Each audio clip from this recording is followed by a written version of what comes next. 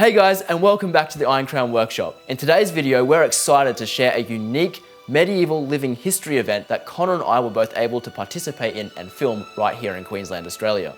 While our channel is about the making of armour, in this video, you'll get to see that armour in action on the battlefield. So without further ado, we present to you Call to Arms 1470.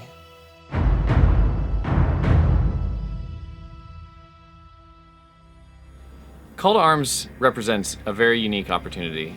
Love of history, love of story, love of community and collaboration. This is a place to be. Charging across the battlefield, pikes lowered, the cannons bursting on the side, the smell of gunpowder in our nostrils. You could have been there. You could have been in 1470 in the Burgundian army, and oh man, it was just amazing. It was good. It was like a family feeling. It felt like I had a big band of brothers.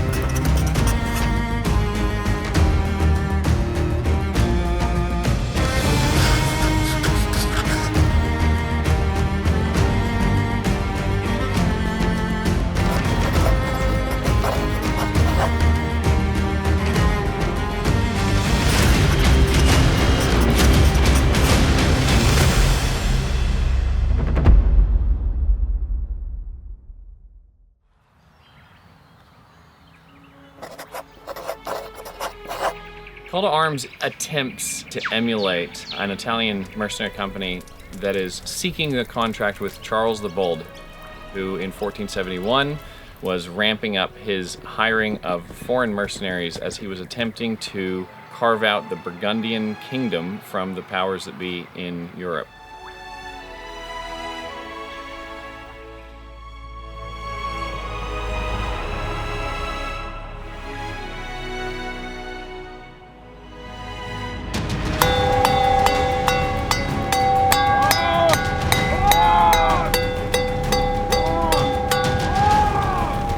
As a fledgling mercenary company, we're a bit on the poor side.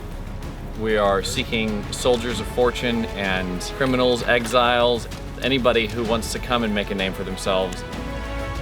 And as modern reenactors, we are individually researching and looking into how exactly we can explore the history around a very violent and very pivotal moment in military history.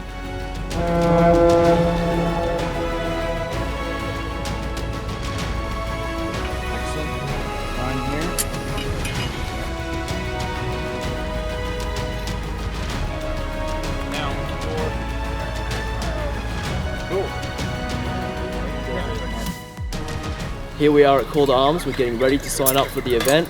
Behind me, the mercenaries are going up and handing their names over to the official and getting their payment for Charles the Bold's army in 1470. Groundsman is just a quick line.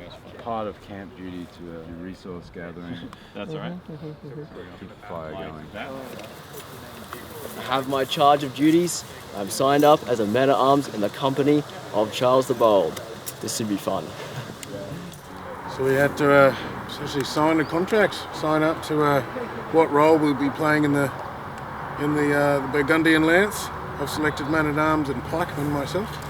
Same here. And then selected duties about camp, which include guard duty, cook assistant, doctor's aide, groom, cannon aide and groundsman. I've never been a doctor's aide before, but I'm willing to roll up my sleeves. Could be fun.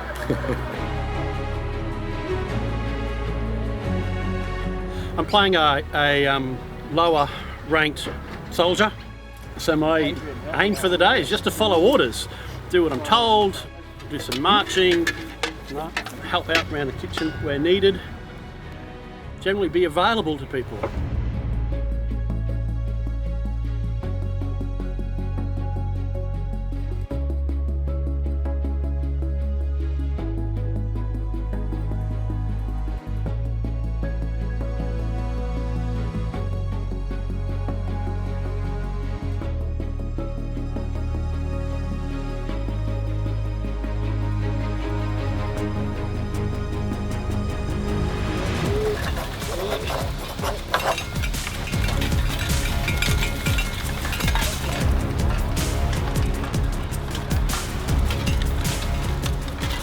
You guys that haven't stepped to your right, that haven't done this before, you go right back to the start. You start with the basic and you come forward.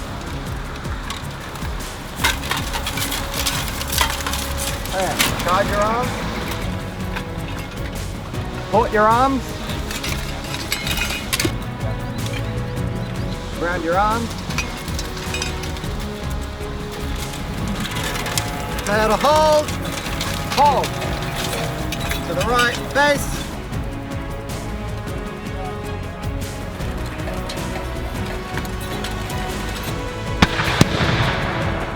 Charge your arms. Charge your arms. Charge your arms. Charge your arms. Halfway. Here with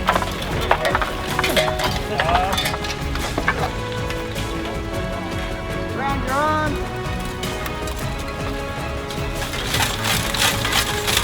Over there. Hold. To the left, right back. Hold. Put your arms.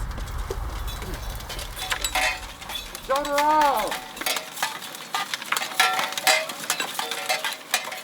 We just got back from doing an awesome session, moving around as a unit and doing some training with pikes.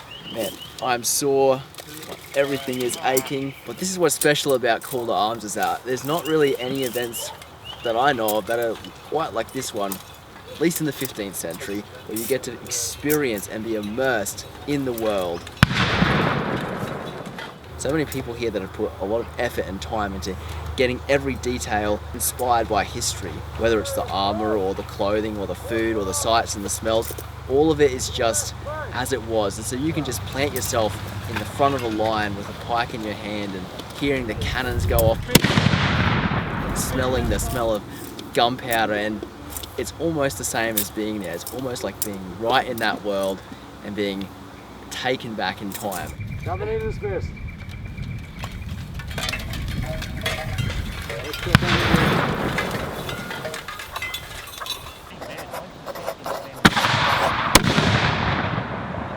Okay, so we're going to fire Bambino, Condottieri's cannon. And to do that, Bambino is a breech loading cannon, and these are the breeches. And so to make it fire, and we're just blank firing, we're going to load the breech with the charge. We insert the breech here into the cannon, like that. And we put in the block here to make sure that it doesn't blow back. Now because we put the charge in there, we need to make sure that it'll fire, so it'll need to get pricked as so that punctures the cartridge paper. Because otherwise it hasn't made a hole in the charge and it won't go off. So then this is priming powder, so that goes over the touch hole. So how this works is the priming powder will ignite, and that flame or charge will go down the touch hole, and that will then go through the hole that we've just pricked and ignite the powder in the cartridge. Bang. Priming powder. Have a care! Have a care! Marp, marp. Condottieri, they were effectively Italian mercenaries. A condotter is a contract. It's an archaic term now. And so Condottieri were contractors. But as they say, all old reenactors just go into black powder. And here we are.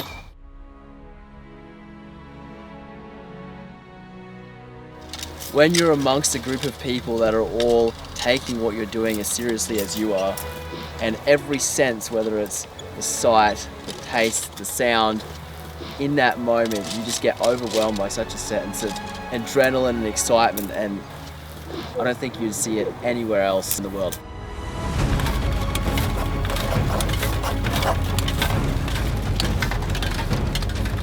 I love how it's like a real living history event and not a reenactment. We're getting into it. We're not dancing, you know, we're not dancing for the crowd. No. We're doing what we want to do as reenactors, which is living history. And living history is really why we do this, is recreate, redo, enjoy what it was to be in the Middle Ages. Right, slowly.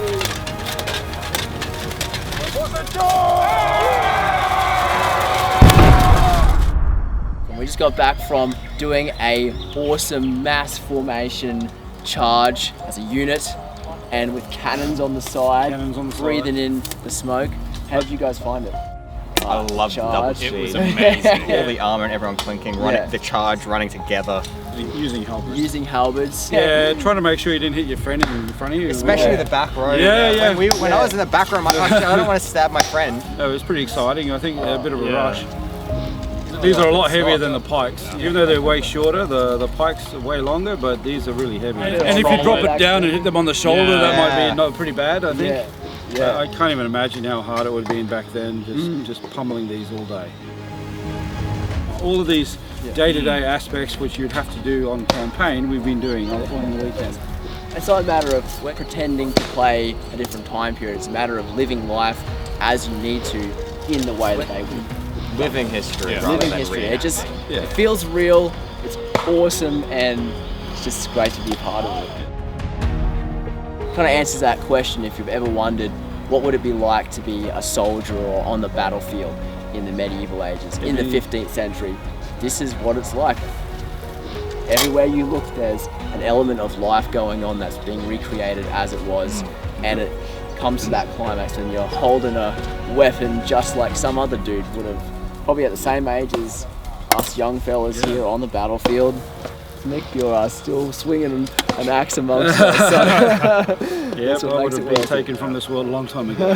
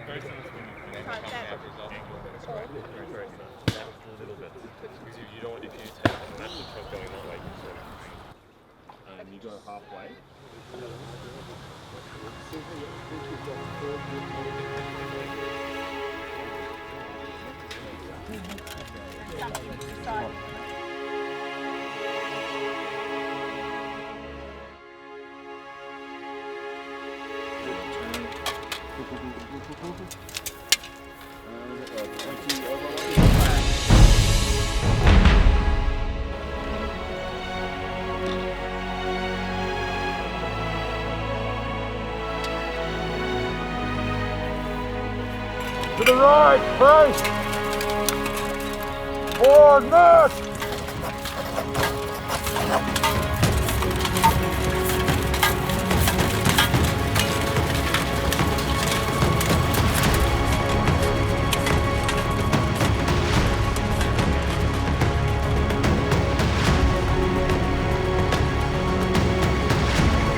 Torch around!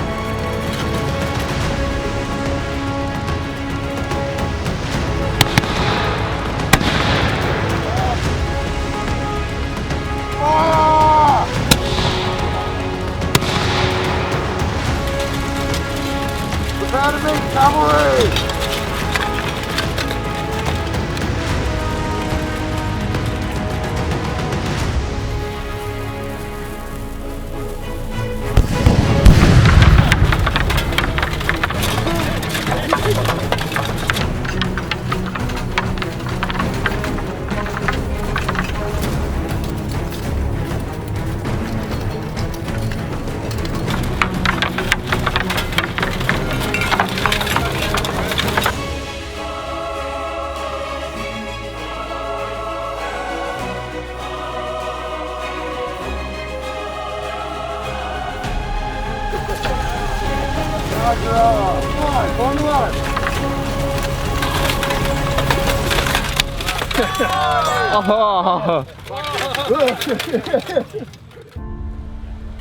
What's significant about Call to Arms for me is that I get to feel as though I was actually in the events of history and to be connected to my past, to the things that I love, the weapons and the armour, with people that are just as passionate as I am. I think it's been how the guys all work together. We actually feel like a company, closer to everyone, and totally impressed by the armour, everybody's dedication to getting it right, how great it looked. It's actually feeling as if you're actually there. It's nice just being able to hang out with these guys, just hanging out with our friends and catching up. It's nice, small, quiet space with not much outside noise, so we can really get in and actually focus on what we're doing. And I think as well, just from a broader aspect with the goal of making this like a true military living weekend, things like the guys keeping watch overnight, actual guards, muster in the morning and the bell ringing, etc., all really adds to that feel of we actually are living that military weekend, as opposed to just going to a show and getting to your civvies at night time. Dinner last night was the real, when everyone was just sitting around enjoying food and just really talking, not just about event things, but period things and mundane things, and just, it was good. It was like, it felt like I had a big band of brothers. Call to Arms is in its early days. The opportunities to dig into the history and to form some really fantastic bonds in the community and to learn more about ourselves collectively and individually is going to be really impressive. There's a deep set passion for history in Australia, and this is a fantastic outlet for people to come along and get involved in an extremely immersive, authentic way. Love of history, love of story, love of community and collaboration. This is a place to be. This year, seeing the numbers increase, it really shows the potential as those numbers do get bigger, how great this can be. Can't wait to do it again next year, and anyone else that's out there that is keen about history, that is passionate about stories of the past. I mean, what's wrong with you? If you don't like armour and weapons, I don't know what's going on, but you should definitely come along and check it out.